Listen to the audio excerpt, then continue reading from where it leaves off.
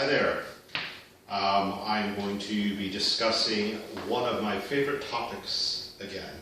I had told you before that I have a passion and love for music. I've already recorded one video that discussed primarily how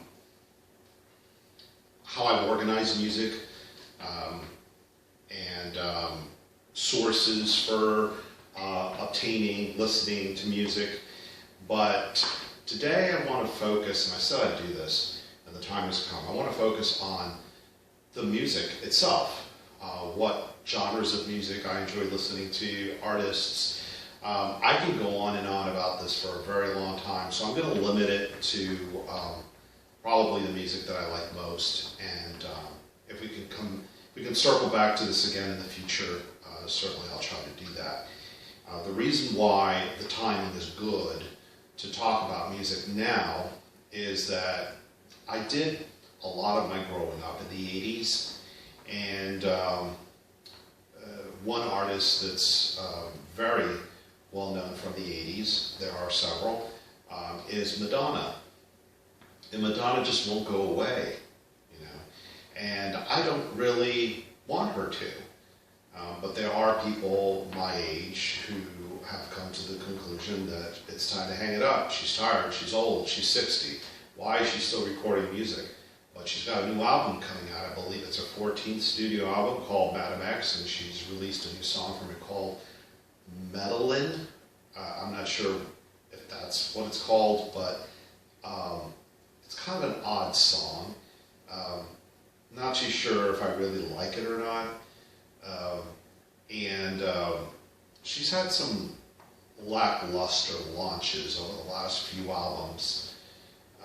Nothing really spectacular, probably since Confessions on a Dance Floor from 2005. And even that album, the first song I believe was Hung Up.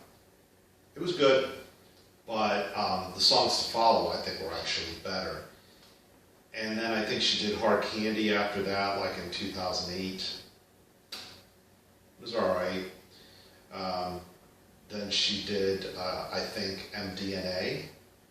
And like in 2012, I wasn't too crazy about that. Nothing on there really impressed me. It just sounded too synthetic album. I don't have these albums. I think the last album that I bought, and I got it used, was Music. And that was a good way of getting music used at CD stores. And that's something that I didn't talk about in the past. I also did buy music, or maybe I did talk about it, I don't know, before I started buying music online and downloading. I used to go to the used record shops and buy things there. And Music, I think, was the last album I bought. I think that might have been in 2000, that the album came out in 2003. I think she released American Life. I don't know the songs from the album because I don't own it, but nothing came off of that album that was of note. And then she rebounded, I think, with Confessions on the Dance Floor. But since Confessions in 2005, there hasn't been much. After MDNA, she released Rebel Heart, I think in 2014, and that was really the end for her. I think MDNA was probably the last time she really got any radio airplay. It was decided when Rebel Heart came out that she's already a little too old.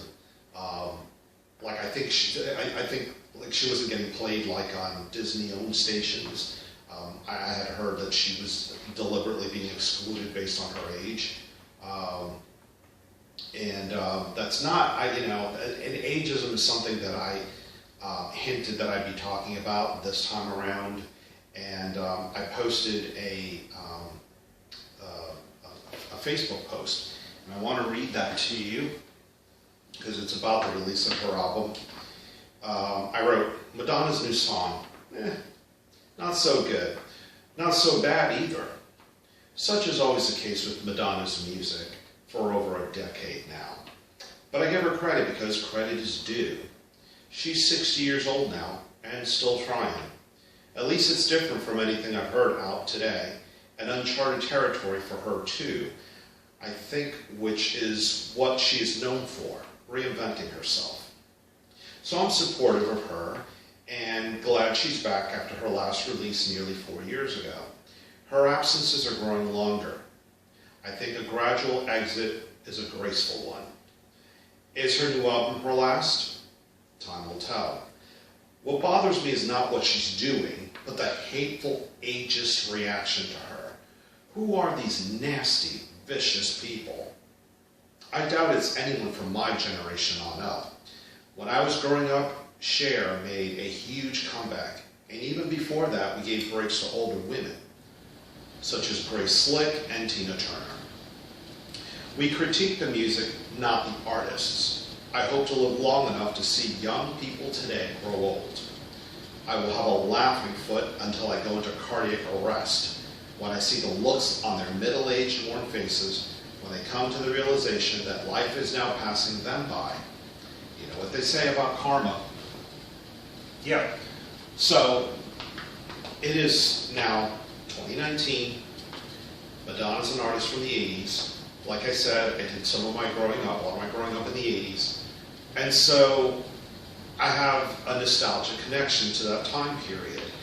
And that is not the only reason why I like to support someone from the past doing something new in the present. That's not the only reason. Although her music may not be quite as sharp as it once was, she still collaborates with people that are current. I think her latest album is produced by Diplo, and she might have did that for Rebel Heart, maybe even MDNA. She sometimes does duets with younger artists. So she's trying to remain relevant by hooking up with current production artists as well as recording artists. And the output, it's all right. It isn't great, but it's all right. But I don't think Madonna's output has ever been phenomenal. I mean, I think she was excellent in the 80s, even some of the 90s, when she released, she got kind of slow after 92. She started doing a lot of adult contemporary music. I don't know what got into her. She did Bedtime Stories, which I didn't like in 94, 95. But I thought she rebounded in 97 with Ray of Light, which to date remains probably my favorite Madonna album. That and her first self-titled debut album, Madonna. Best albums. I like Ray of Light because it's what she called electronica. And she did it in 97 when that whole Eurodance craze was actually winding down. But around that time, that's when I was listening to Eurodance, and before that, house music, and before that, freestyle in the 80s. That's what I want to talk about, the 80s, right? My favorite genre at the time, like I said, I really liked freestyle music. I was listening to that. Freestyle music was more regional. It was popular in New York. I believe it originated there with a song in 1982 by Africa Bambaataa called...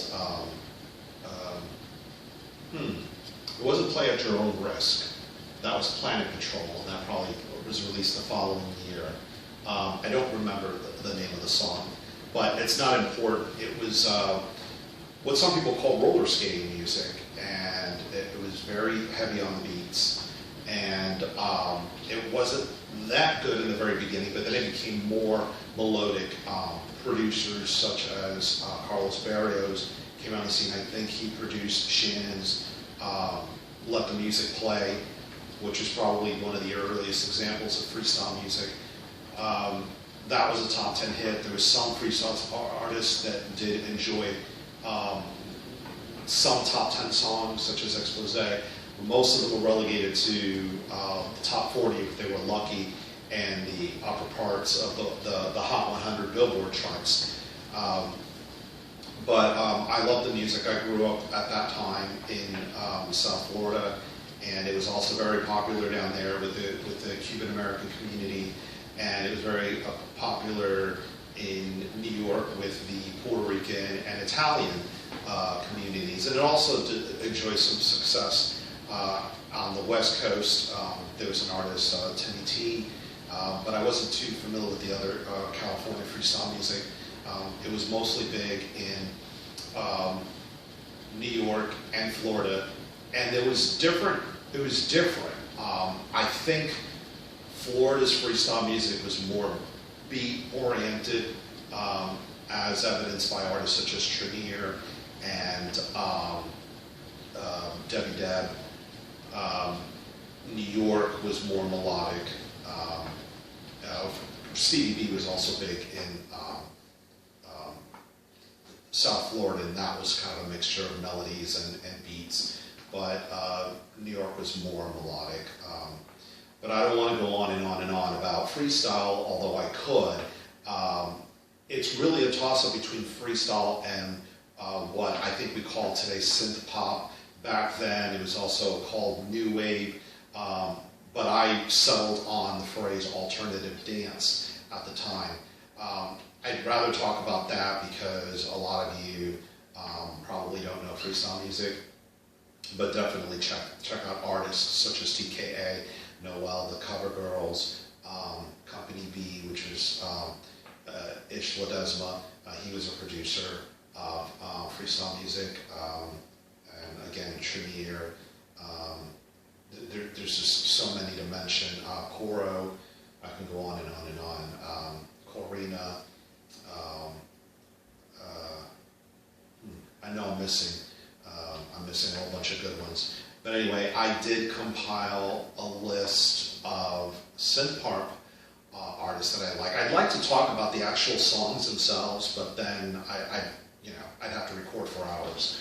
But I did compile a top 10 list, and it's not necessarily in order of which ones I like best.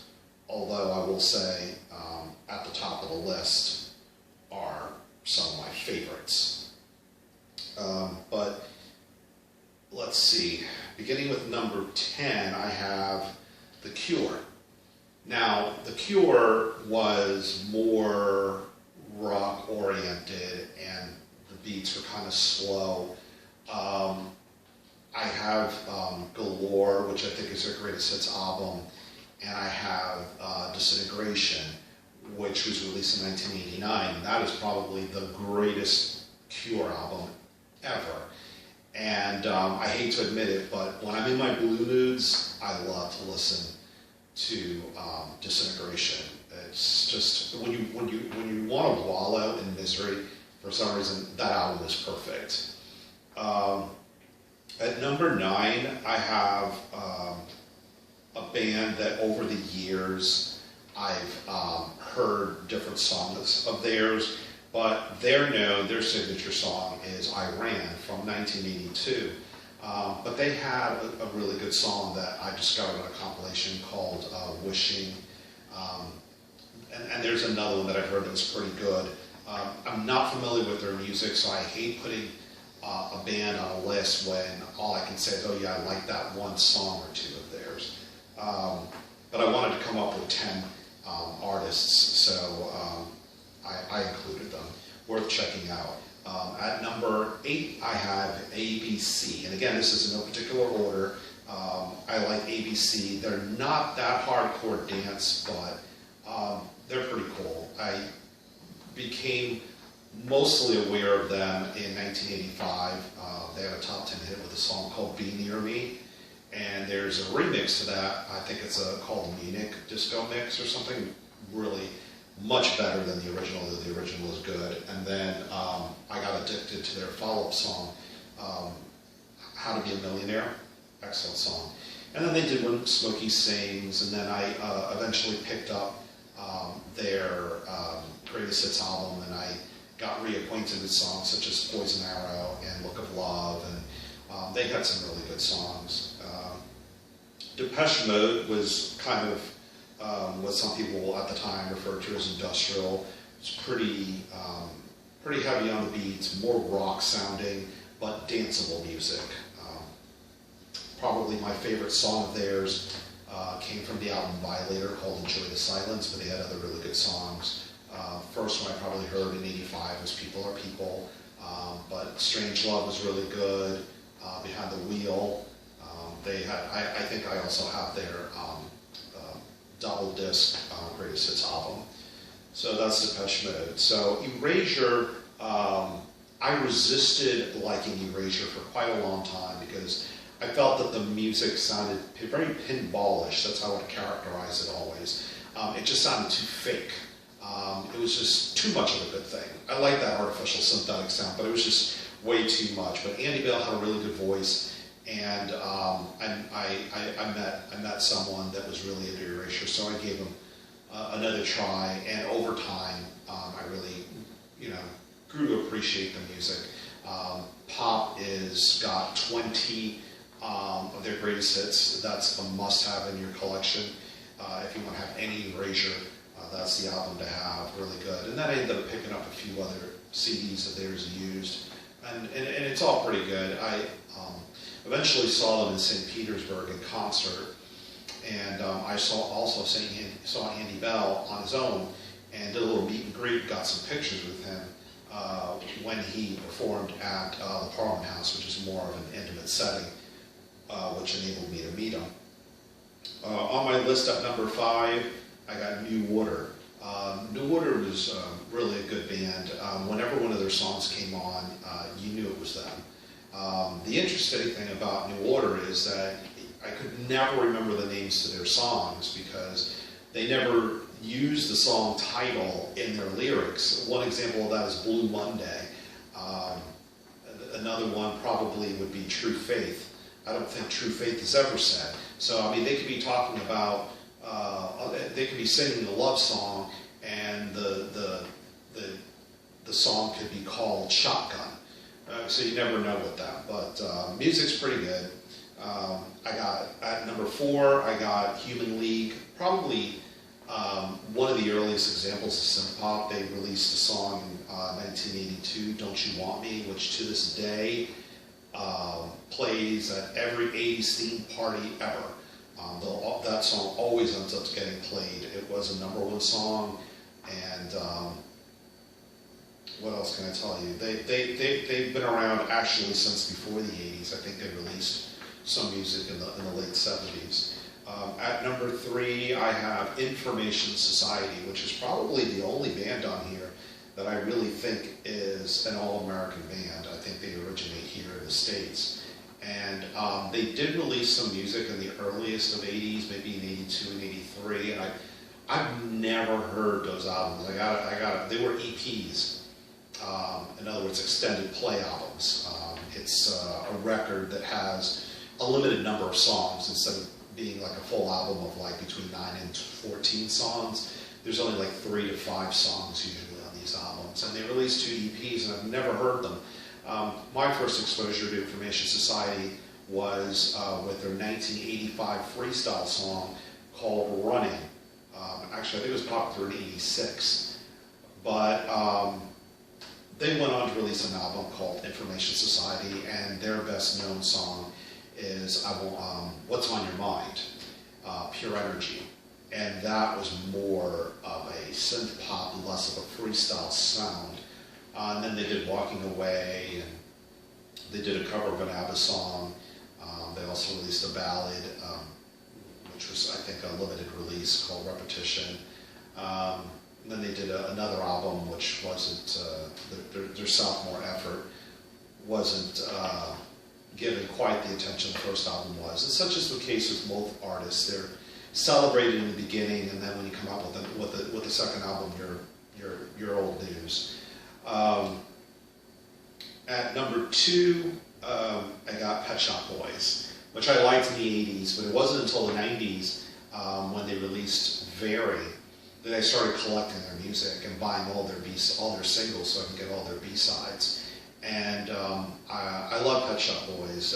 They got started recording music with Bobby O, and Bobby O was producing music for Divine. And Bobby O is located here in the States, so how the Pet Shop Boys managed to be able to hook up with him, I don't know. But they did, and they released what's probably their signature song, their first hit, West End Girls. I don't know if it was #1, but it was close, if not. And it was eventually, I think it was recorded like in between 82 and 84, and then it was re-released in 86, and it was, I think, then produced by Steve Hague or Trevor Horn, one of those, I forget their names. They did a lot of production work back then. And that was the song that really took off and became popular for them. But I followed them as long as they got played on the radio, and they only got played on the radio for their first 3 albums. And their third album, they released a song that I considered to be freestyle, had like the Latin Florida flavored freestyle. That album was, or that song I think, was produced by Louis Martinet, who was doing production work for Expose. And Domino Dancing came out, I think, like in 88 or 89. And then they released an album called Behavior, and it just got largely ignored on radio. I don't know why, but I guess I met someone who continued listening to them and had picked up their album Very, which in my opinion is their signature album. That's fantastic. Actually, it's a toss-up between Behavior and Very. Very, I think, came out in 93. So between 19 and 93, the Pet Shop Boys was at the top of their game. I don't think they ever sounded better. And then in like 96, they were on the decline. And they still record music, but it's just never what it was then. And the stuff that I've heard has been pretty good, but I've lost touch with them. I don't know what they're doing these days. And at the very top of my list is Dead or Alive. Seen them also in concert one time back in 1992 when they were touring for what I believe is their 5th studio album, Fan the Flame. But I have been in love with that band ever since their signature song was released, which was You Spin Me Around Like a Record.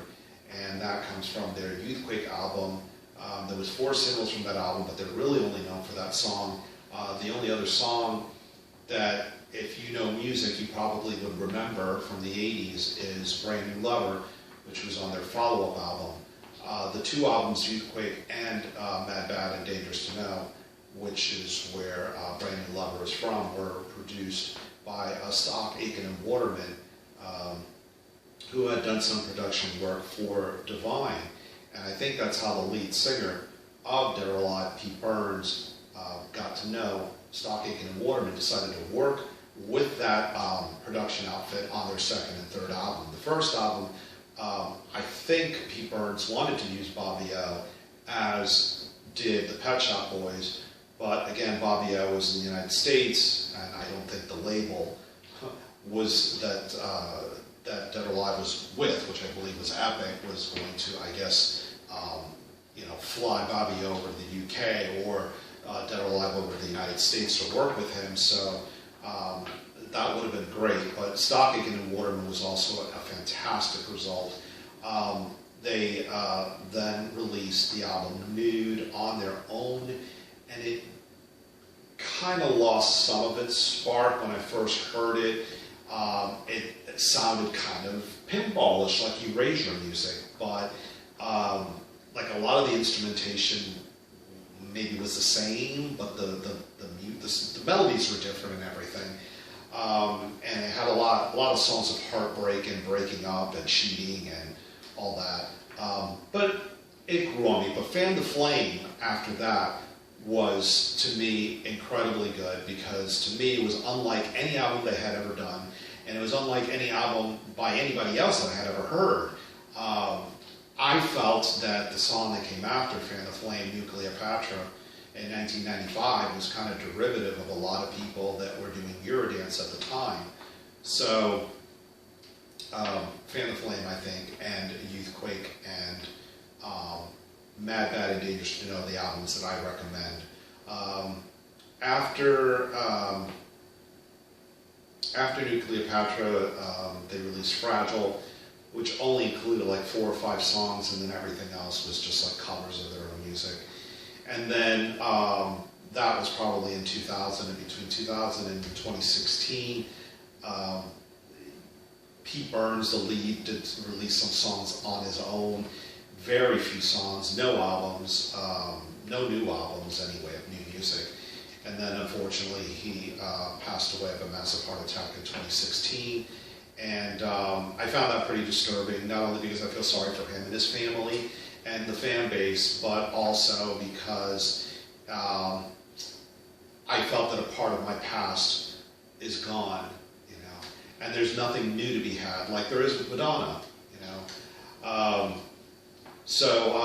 Dead or Alive is my favorite. I highly recommend you check them out if you've never heard it. Before Sophisticated Boom Boom, the band released a bunch of singles, but it was not dance music. It was more of a punk sound to it, you know, that they did between 80 and 82.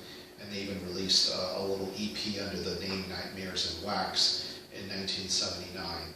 So I want to thank you for listening and hopefully agreeing with my taste in music. And that's all I have for you today. Until we meet again, thank you for your time. I have a bunch of playlists if you want to hear all the songs I love. Check me out at 8tracks.com/Bilo. That's the number 8, TRACKS.com/Bilo, BAILO.